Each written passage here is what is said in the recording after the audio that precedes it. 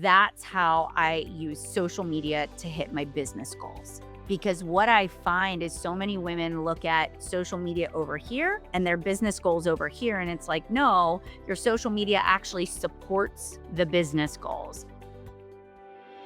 Hello, dear listeners. It's that time again when we stroll through the paths of ambition, desire, and success. Welcome to the Dare to Declare podcast, where we explore the enchanting world of giant manifestors who've turned their visions and goals into the stuff of legends. I couldn't help but wonder, how do some people create the lives they've always dreamed of? Is it the magic of manifesting, the power of perseverance, or perhaps just a dash of serendipity? Well, dear friends, grab your coffee cups because we're about to spill the tea on fascinating journeys of those who dare to dream big and make it happen. Join me as we sip on success stories and ponder the ever-enticing question, can we all manifest our dreams into reality, or is it just an urban fairy tale? I'm your host, Debbi, and I'm here to guide you through the labyrinth of achievement with heart and soul. Ready to dare to declare? Let's get started. Hey everyone, I am so excited to introduce to you my guest today, who is Melanie Mitro. And I'm going to read a little bit about her and her amazing biography. And this amazing woman is the host of Women Inspiring Women podcast. She's the leading voice for women in the entrepreneurial and direct sales space. 13 years ago, Melanie began her journey with a simple dream at her kitchen table, a Facebook friend list under 75, and no presence on Instagram. Fueled by her mission to help women achieve healthier, more fulfilling lives, she built an online empire that has grown into a multi-million-dollar business.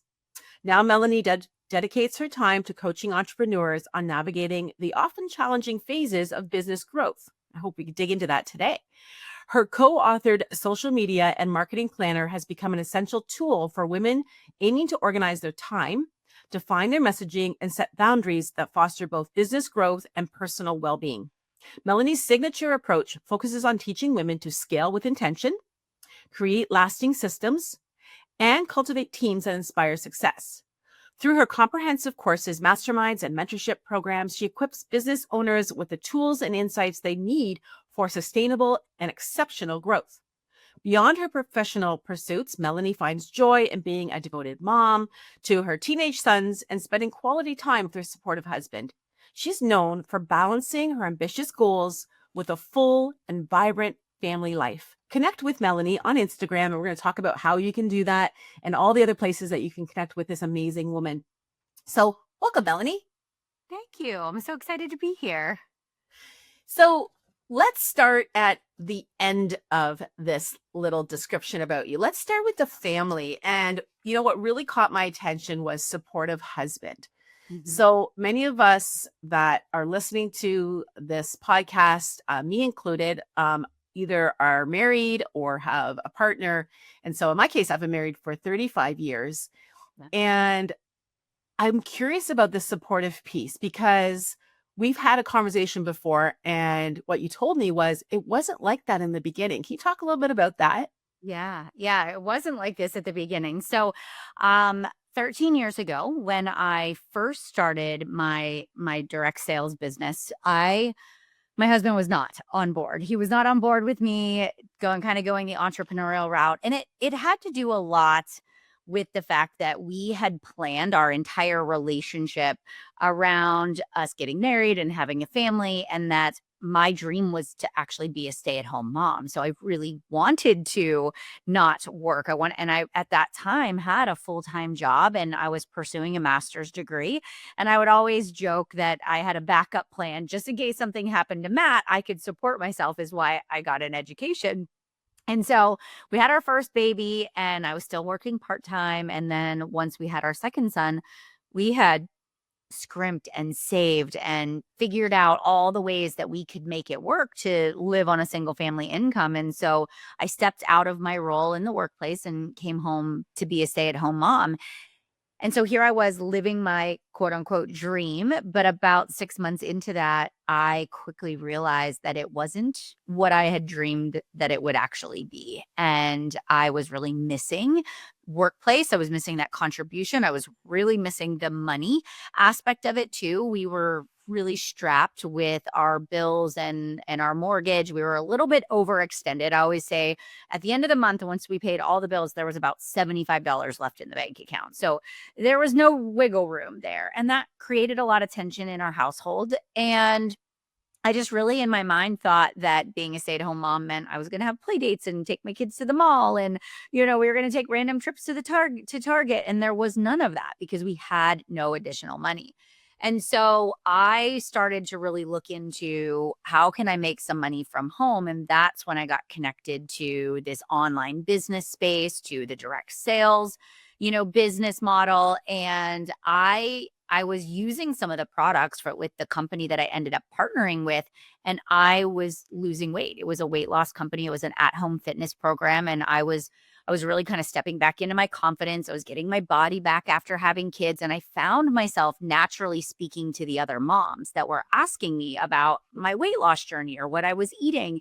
And so I started to organize these little like trips to the grocery store to teach women how to read labels and how to make meal plans and how to bulk prep food. And so I had this idea, well, if I started a blog and blogged my journey and started to connect other women to these products, maybe I could create some additional income and I could still be home with the boys.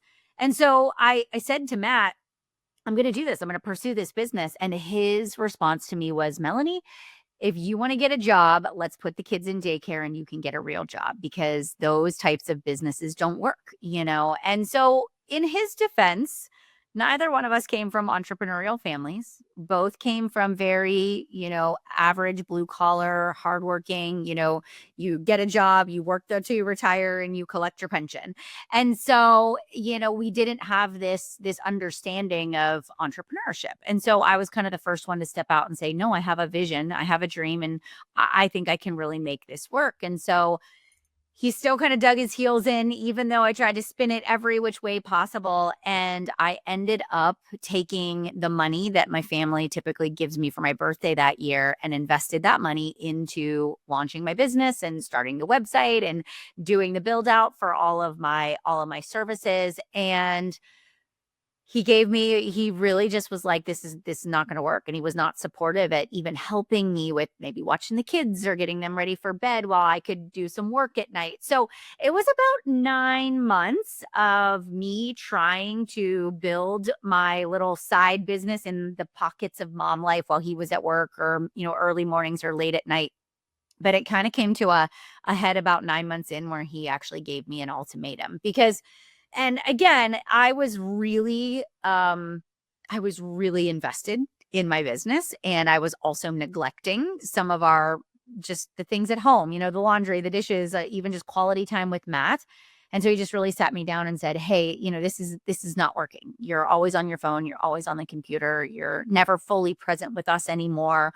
I feel like you're here in the room, but your head is somewhere else. And so, that was a gut check for me personally, to really be like, oh, okay, I'm passionate about what I'm doing, but it's also throwing our family out of balance. And so, we had a deep conversation about building this business and what it needed to look like. And that was really the first time I sat Matt down and said, I want to work, and I hadn't said that before. I had always said, I'm going to Oh, mom, right? So I was a lot wow. of that was on me for Mm. communicating that correctly. And so the minute I said that, that's when we really started to say, okay, what does the calendar need to look like? And, how do we make this work? And what changes need to be made? And it took us another full year before we figured out a good rhythm and routine. But from that point forward, not only did we repair our relationship, but it led me to building the multi-million dollar business that I had, and the new ones that I've started since then. But he was not supportive. He definitely went out of his way to make it very difficult for me to get things done at the beginning. And I'm sure a lot of people that listen to your podcast have similar situations. Well, just navigating marriage. I mean, like, I didn't live with my husband prior. That's not something in my belief system. And so, all of a sudden moving 3 hours from my family's home. I had lived on my own with some girlfriends, but yeah. And then, all of a sudden living with just a man in the house, like what? Yeah. And, and then the whole part around, I I always was, the boss of my own money, and I didn't have debt. And all of a sudden it's like there's debt that came along with him because he had made investments. And so they're good investments, but still like it was like a totally different thing. So all of Mhm. those stresses, and then as you said, children come along and then navigating all of that. So what I love is that what I hear you say is like you had that vision. Yep. You knew that your desires were worthy and as important as your husband's. But as you said, I love that word rhythm, like Yeah.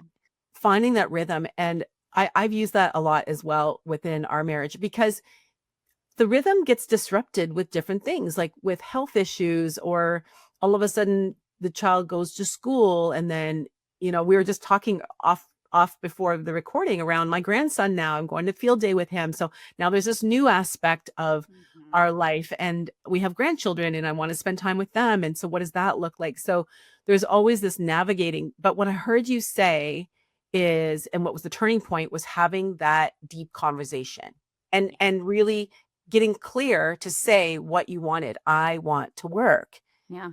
Yeah. Yeah. And I was so afraid to say that.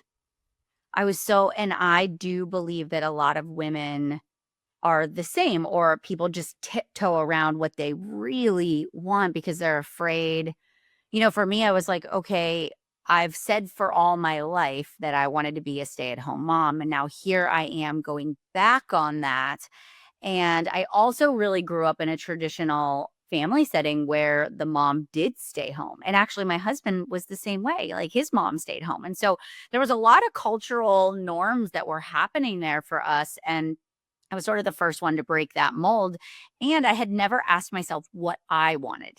So when you think like your whole life, this is what you're going to do, and then all of a sudden it changes, and then you start saying, well, maybe I want more. There's like this guilt that happens. Why do you want more? You should be happy with what you have. And so, you know, it took me a while to navigate the words, but I really had to sit with myself and say, okay, what do I really want? Where am I being cloudy with the communication? Because I think sometimes in relationships we just are so easy to say, oh, it's the other person. Like, oh, Matt's not helping me. Oh, he's Right. not doing helping with the kids. And in reality, I wasn't communicating what I needed help with. I wasn't planning ahead. I was just reacting, and I didn't always realize that there were two people in the relationship. I was being a little bit selfish too in that process. Yes. And you probably weren't clear yourself because, as you said, when we're unaware of our actions, we're just Mhm. acting from subconscious beliefs. And those beliefs, as you said, were already instilled in you as a child and then society. Like it's kind of got a weird. I also grew up very conservative and I also stepped outside of the norm within my church, within my family, working outside the home. I put that in air quotes. Um, and there can come some shame with that. Like, Yeah. and now it's almost swung where it's like those who are wealthy enough get to stay home with their children. Well, not everyone's choosing that. And so, uh, also understanding and reconciling that for yourself to say, I am a good mom and I'm mothering differently. And so I get to have this conversation now with my twin daughters who are adults and they're now mothers and we get to have these conversations. So okay, so the story continues. Your husband did a complete 360, right? Like, Yeah. Yeah. and then he was like all in on this idea because he probably started to see some of your results. And as you said, you had that good, clear conversation. Yeah. You talk a bit about, we just talked about society, how you felt impacted as a mother, but can you speak on his behalf a little bit around some of the things that you were feeling around his role as a father at that point? Yeah. So early on, till about 4 years in, he was still working full time. So he was still working full time. And then and I was working really hard at achieving my goals and climbing the ladder and, reaching the top ranks and earning the bonuses and incentives. And so it was kind of getting to a point where my income was surpassing his. We were traveling a lot for work, and he was wanting to come with me on those trips because he had made a lot of friends, and it was a great experience. And it got to the point where he was asking for a lot of time off work. And we were pretty financially set at that point. We had paid off our debt. We were starting to save. We were checking off those boxes. And it was getting harder for him to take this time off. We were like, okay, are you going to get fired from your job because you keep asking for so many days off? And there was this like one morning, I'll never forget it. We were working out together and it was, maybe 6 a.m. in the morning and the snow was just coming down. It was winter and he had to drive a good 40 minutes to get to work. And it was also a Thursday morning, which meant it was payday. And I remember looking at the pay stub in the back in our bank account. And I was like, look, hun. I was like, look at our paycheck this week. And I was like, why are you doing this? Why do you keep going? Like, you don't have to do this. You could stay home. You could be home with the kids. And, that was the first time that he was like, I'll consider it. I'll consider it. And it was still about 6 months later until he actually quit his job because he had to make sure financially it was a smart decision. And he asked our financial advisor and people around us. And so to make that decision for him to walk away from his job was wild. First of all, we didn't know anybody that was doing that. We didn't know anybody that the husband stayed home. And so even when he told his family that he was going to leave, they just looked at us like we were crazy. Like, you're going to do that? That is not a smart decision. And so what ended up, and people did, they really were, it was weird. Even when Matt left his job and he would be the one taking Bryce to preschool, he was the one standing in the pickup line talking to the other moms, making play dates with the kids, right? He's like, you want your son to come over and play with our son? And the moms would always be like, is this okay? Like, does your wife know that you're asking? So it was a complete role reversal. And people would always say, well, what does your husband do? And so it was weird at first to be like, well, we work together, we run this business together.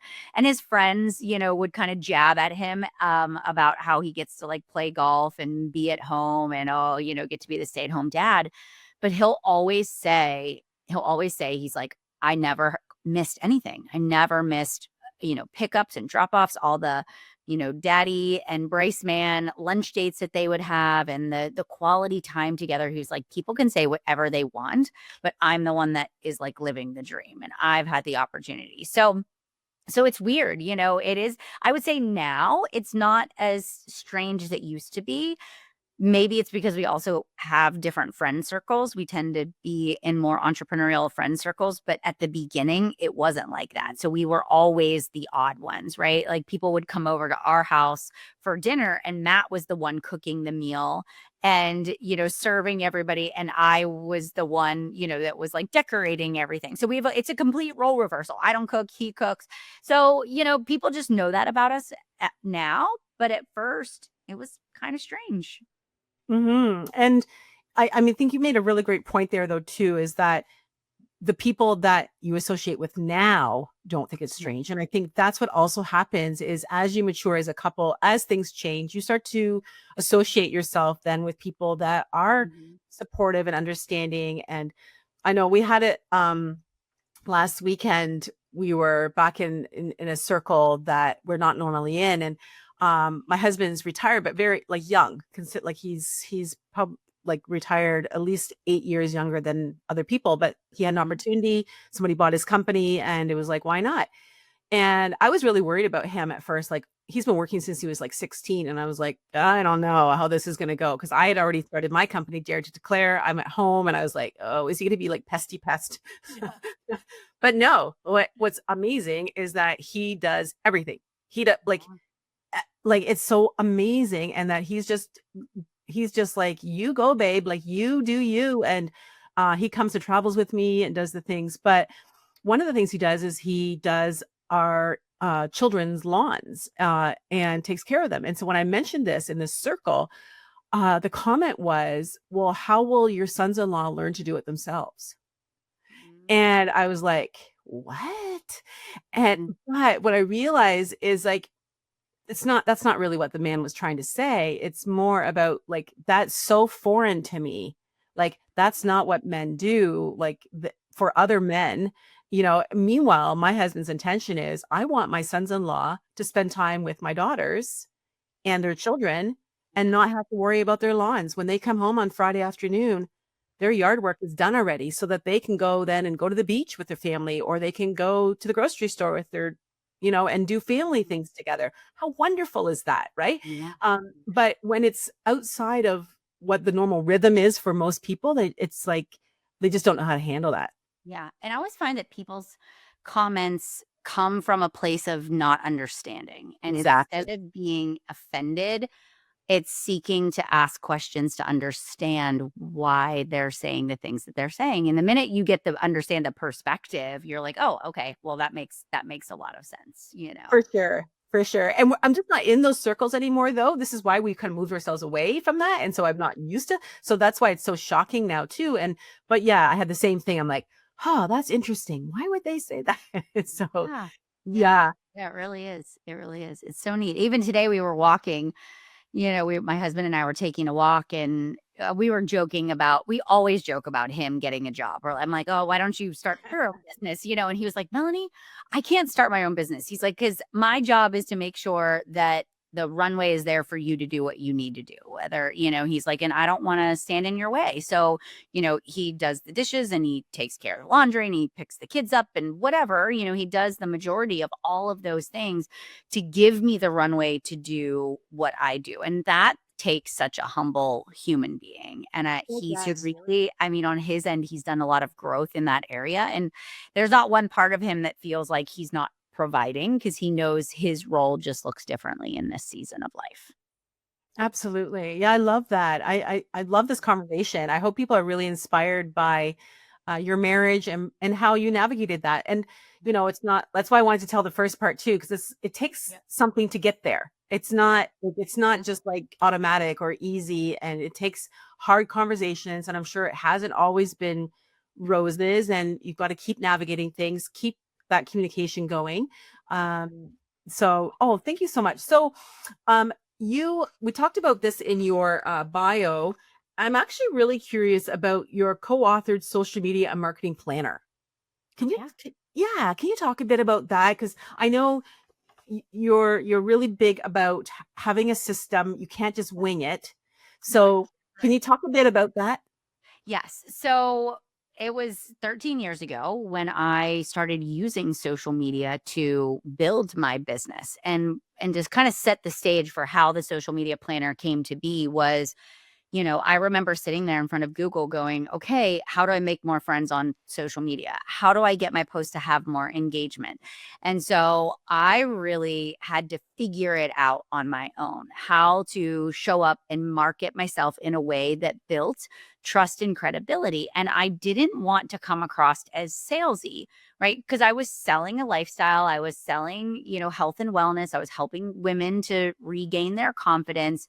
But I knew that if I only posted about the products, that people were eventually going to tune me out and it wasn't going to lead to sales. And so I started to think, okay, what would women want to hear, or what would I want to hear that would make me want to buy from people? And so I started to think, okay, if I add value, or if I share tips and advice, if women come to my page and maybe I share a recipe today, they're going to go, "Oh, I want to come back and see what Melanie posts tomorrow." Or maybe I give tips for traveling and staying healthy. It's going to make them think next time they are going on a trip, maybe they come see what recipes that I have on my blog that they could prep ahead of time. And I started to think about, what's the rhythm of posting that is going to help people come back and build a relationship to where they trust me. They know that I'm not just there to sell them, but I'm somebody that maybe is one step ahead of the journey, of where they are in their own personal transformation. And I wanted to be the person, like the go-to person, whenever they wanted to lose weight or eat healthier, that they would go, "Oh, Melanie can help me." And so I started to really create this own process where every Sunday I would sit down with my business goals, and I would say, okay, the goal this week is to sell 3 of these kits, right? 3 of these wellness kits. And so then I would map out my social media content. Okay, Monday's going to be a recipe and it's going to be about summer stack ideas. And then Tuesday is going to be Transformation Tuesday, and I'm going to really talk about my own personal journey because that establishes credibility. And then Wednesday, so I would actually walk through an entire week and I would plan the content. So sometimes it was serving, sometimes it was just adding value, sometimes it was engagement content, and sometimes it was sales driven. And so I did this week after week after week. And what happened is I started to get this pattern of when I post in this order, when I do these 3 specific types of content: brand awareness, engagement, and sales, that's how I use social media to hit my business goals. Because what I find is so many women look at social media over here and their business goals over here. And it's like, no, your social media actually supports the business goals. And so that's what the social media and marketing planner teaches women how to do, is how to actually plan their social media content so that it's helping to drive the sales and signups that they want to have in their business. And it's not, because I also used to wake up in the morning and sit there on my phone and scroll for 30 minutes. Okay, well, let me get inspired. What should I post today? Oh, what do people want to hear? And then it was never well thought out. I was just sort of throwing things out there and it wasn't doing what I needed it to do. So those are the reasons why I created that planner, was so that number one, I could help myself and it would help other people that were in the same boat too. So smart. Yeah. I definitely can relate to that. I need your system. So we got to talk. Um, so then you also talked about going to the next level and hiring an assistant. So are you still a solopreneur, or do you have a team? I know your husband's on your team, but who is there anyone else on your Yeah. team? I do. I do have a team. So, I've been in business for 13 years. And so I started my business with just me, myself, and I. And about 8 months in, I hired just a part-time assistant, very part-time. I'd never hired anybody before, but I also knew that in order for me to go further, I needed to take some of the admin things off my plate. So just things that were kind of anybody could do, scheduling content, or, doing follow-ups or writing newsletters. And so I kind of built the position out to where it was a part-time position. And then as the person got more comfortable, I added more hours. And it eventually, 5 years later, became a full-time admin position. And then I would have contractors, right? People that would do ads for me, or, web developers and designers. And then about 7 years ago, I started a consulting company. And from the time I started that company, I knew, I was like, it's not smart to do everything myself. And there's a great book. It's called Who Not How. And it's so important when you're scaling a business. It's not how do I do it? It's who can I hire to do it? And that's how you scale your business. It's about putting the right people in place. So when I launched my consulting company, it was having an operations manager that ran the day to day. Sure, I know how to do all of the back end, but that's not where my time is best spent. It makes more sense for me to hire an operations manager to do those things so I can be the face of the business. And then I know how to create graphics and do all of the content creation. But for my programs and my courses, I hired a graphic designer, somebody that could do those things and actually does them way better than I do, which allows me to be the person creating the educational content and teaching and doing the customer service. So I am not a one person show anymore. I do have the team, and that's been really helpful to me being able to scale and run multiple businesses at the same time. Yeah, me too. And I hear a lot from my clients, and I felt that pinch too. And I think maybe but you navigated it beautifully, the way you were speaking around how you grew the position and then grew the hours. And I did the same thing 3 years ago. I was just at that tipping point. It's like, okay, I can keep doing these things, but to go to that next level, I know that I need to bring in someone to support me with admin things, and because tech isn't my first language. I I didn't grow up with computers, and so I still am learning. I think I do very well, but it's still I don't like to troubleshoot and do all those things. And so bringing in an assistant and then contracting, yeah. So I think this has been really inspirational for people that it doesn't just happen overnight, and it doesn't take like tons of money up front. You are able then just to grow and contract it out. We just started contracting out actually this podcast editing, and we're really happy with the gentleman who's doing it now. And so now my assistant, I'm freeing up time for her, so that she can then move Yeah. into and start to up level as well. Yeah. So we were talking before around this idea of grinding it out, and I could work 12 hours, 14 hours a day. I love working. I mean, I've always worked. I worked, even the days before the long maternity leaves here in Canada. Like I could have even had a year, and I only took 6 months, and I ran the childcare so I could bring them with me. But still, I just chose to be working. I love working. So talk a bit about this idea of grinding it out, and what it requires to really unlock that next level. Mm. You know, grinding it out is a part of getting your business off the ground. I Mm. find that but it's important that we don't burn out in that process too. Right. That sometimes can be that's where I've got myself into hot water in the past, is where I've gone sort of too far to that's where my husband and I sort of, clashed a little bit, was where I was so focused on the business. I was so focused on the success that nothing else mattered. My health, my sleep, my family. And that really started to build a lot of resentment. That built a lot of, mom guilt in there as well. And I know a lot of people feel that as they're building their dreams. And so, yes, you can't be afraid to get your hands dirty in business. You can't be afraid to say, okay, on my desk right now is my list, right? I mean, I still to this day, I have lists and trackers, and even though I've built multi-million dollar businesses, it's never beneath me to sit down and actually do the connections and the relationship building and following up with people.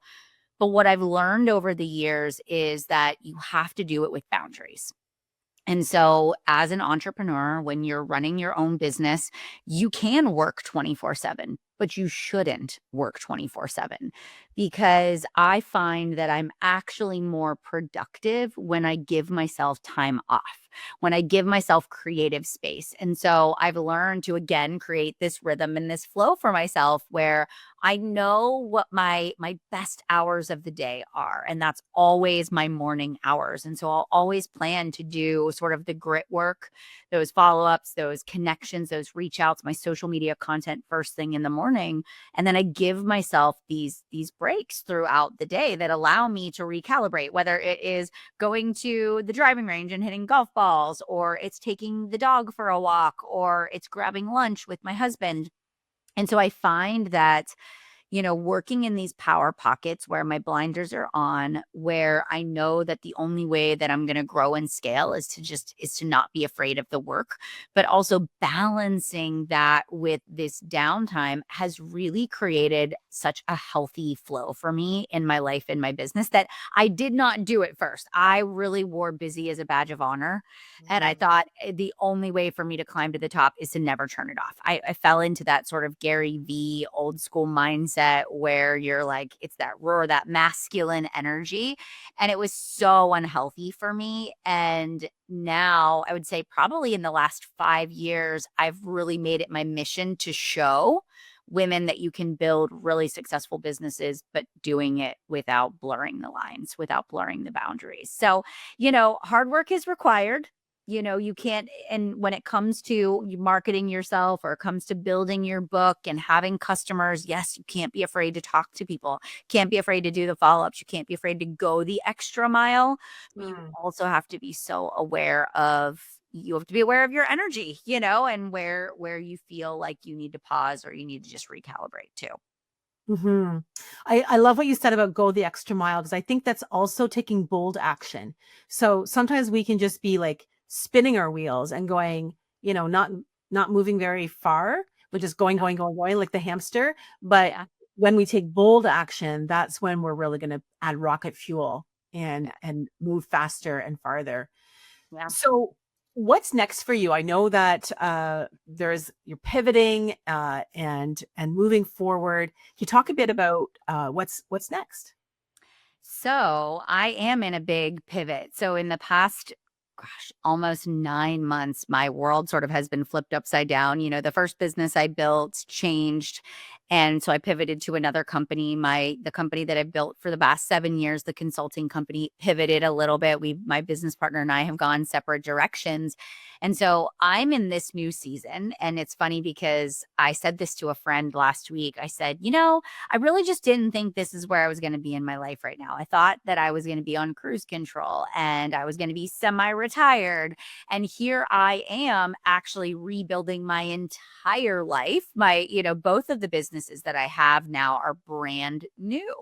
And so I'm in that season of grit and grind. And what has been cool about it, as devastating as the initial transition was away from some of the things that I had built before, is that it gave me an opportunity to dream again and to say, okay, Melanie, the sky's the limit in this next season of your life, all the experience that you've had up until this point. What do you want to do? And for me, the answer was, I want to go bigger and I want to be bolder. And I don't want to be the cute business owner that's had some success. I want to be that powerful businesswoman that is transforming people's businesses, that is helping them to create the systems and strategies to scale multi-million dollar businesses. And I've done that. But sometimes I play small in that because I don't want to shine that light too big. But I've done a lot of things and I'm very strategic and very smart. And so this season for me is about stepping boldly into that. As a business mentor, I'm getting ready to launch a coaching program in the fall.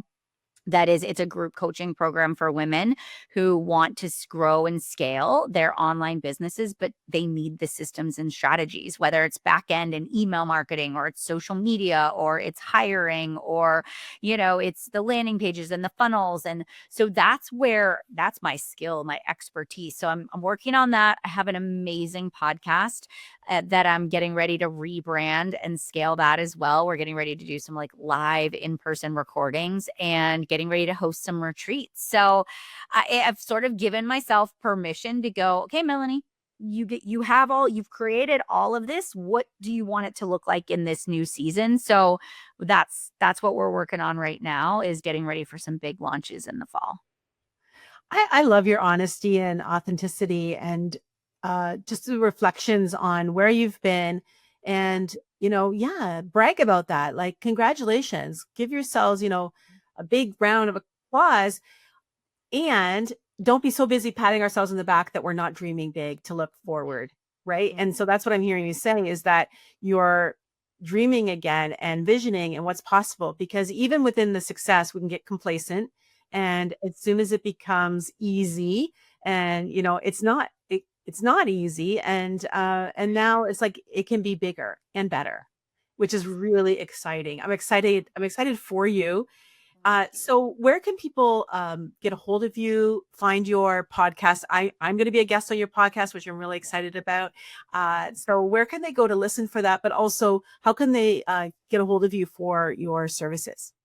So I will give you the link we can put it in the show notes for my newsletter. I send out a weekly leadership newsletter that goes out every Saturday. And I love to drop little nuggets, marketing tips. The one that I just did recently that's getting a ton of feedback is about social media and, why isn't your social media converting? So I do a lot in my weekly newsletter, and that's where all the inside scoop sort of happens for upcoming launches. But I am very consistent on social media. So if you come and follow me on Instagram, it's just at Melanie Mitro.